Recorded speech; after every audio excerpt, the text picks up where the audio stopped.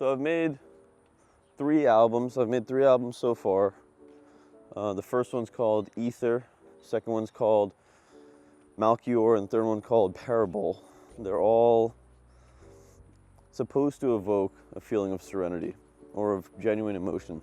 And I saw a movie last night, I think it was Speak No Silence, or Speak No Evil, Speak No Silence. And there was a part of that movie that I was like, dude, it was a very small part of that movie, but it got me, dude. It really did. It made me feel like an emotion. It made me feel something deep. And that's kind of what I want to do in everything that I build, everything that I create. I want to give you an emotion. I want to give you a feeling, so that there's a little bit of nuance in life. And I think the constant creation of things as a creative spirit and actually trying to pursue that ideal is in some ways a more organic way about creating than just creating for the sake of creating. Now, the website also, if you want to check out the artwork, is tarabify.com.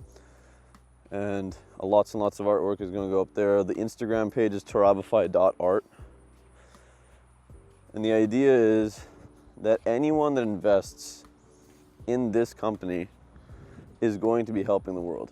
Because my mission is pretty clearly stated. I want to help people build their emotional intelligence so that we have a more robust society, a more sustainable society, and just better solutions to things as we move into our technological future. So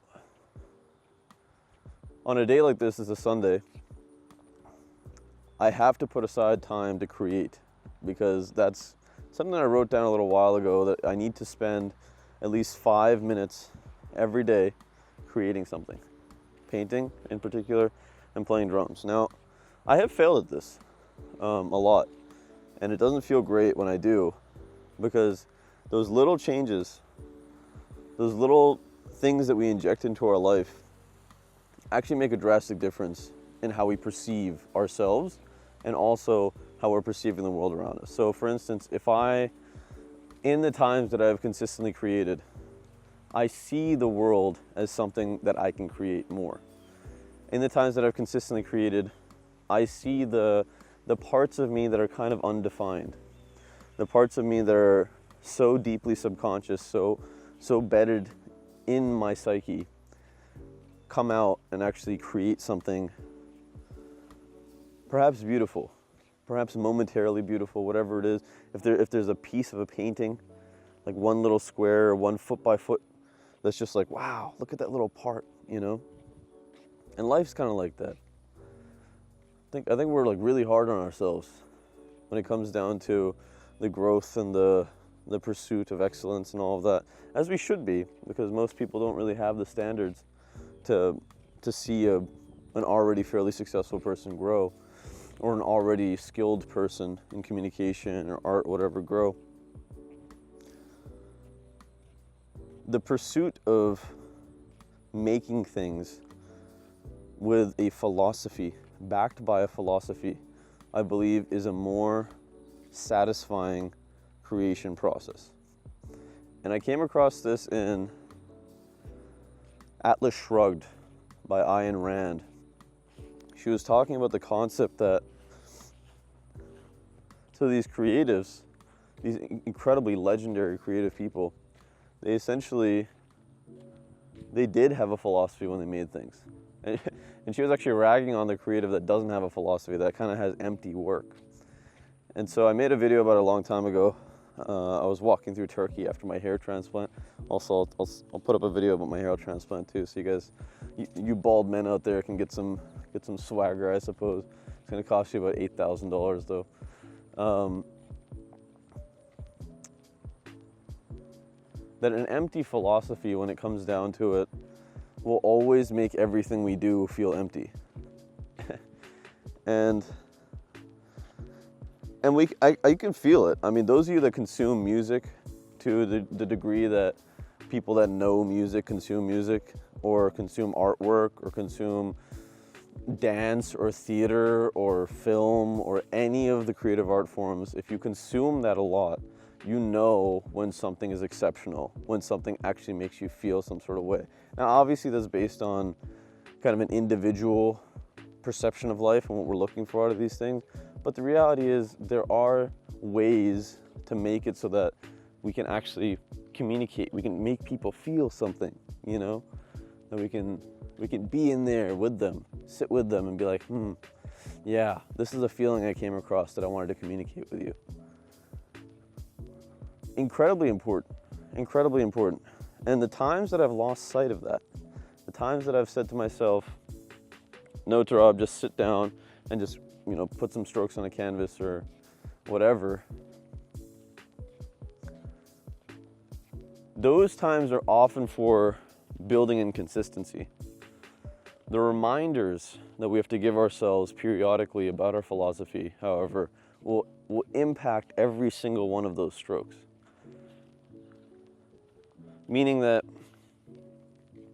without a conviction of trying to convey the serenity in my pieces, without a reminder, a strict reminder that Tarab, this is a reason that you create, it'll be lost. It'll be lost in the little things, the entirety of the piece perhaps. And it's funny because my pieces are fairly chaotic. I mean, it's abstract art, a little Jackson Pollock action, but Jackson Pollock, sorry. But the music's like that too. It's strange. I try to make it strange on purpose. One of my friends called it SpongeBob. But the reason it's strange is because I wanted to evoke that new thing, that how music is evolving, how things are transforming in our society, how norms are shifting. And I think as a society, we're also waking up in a lot of ways to the normal thing, the normal trends of advertisement, the normal trends of where a song goes. Like when you have pop music that's been the same for, 40, 50 years, sooner or later, people are going to get used to that music. And then there needs to be something new.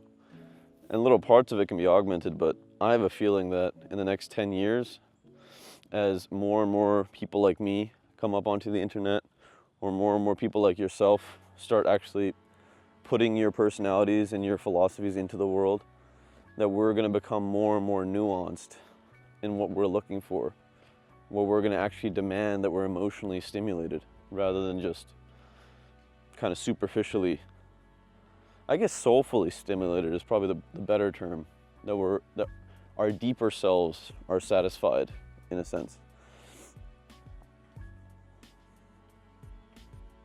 I was watching a show, Terminator Zero on Netflix, and it was talking about this dystopian future. I was talking about the concept that, hey, perhaps human nature is really just to destroy and be warring all the time. And it's a really nice reminder of how to contextualize, I suppose, humanity in the scheme of the planet, in the scheme of the universe. And my goals really are based on that abstraction. It's very, very important for me personally to consistently think about the most amount of humans, what it is that the most amount of humans go through or experience daily, so that I can, or how the most amount of humans perhaps perceive information or go about forming connections. Because with that understanding, with the deepening of that understanding, I can better serve people. I can obviously probably make more money based on that, but also the artwork that I create can actually hit more people, which anything that I create can touch more people, which at the end of the day, I think a lot of leaders, a lot of powerful people in society really just want to be loved. And I think a lot of you watching this video, excuse my projections, but you're probably that way too. So I encourage you to go forth and do things with some intention and really build out that philosophy, and maybe choose one or five words that you want the things that you create to capture, because it will create a more unique experience for those viewing it, or being serviced by you, or any of the myriad of little things, the little ripples that comes with actually trying to do things with intention. I hope this video finds you well. If you spent this much time with me, smash that thumbs up button, helps a lot. Throw me a comment about how I can help. You know, I'm always looking for ways that I can help you. Actualize your potential catalyst. This world needs you. Take care of yourself. Peace.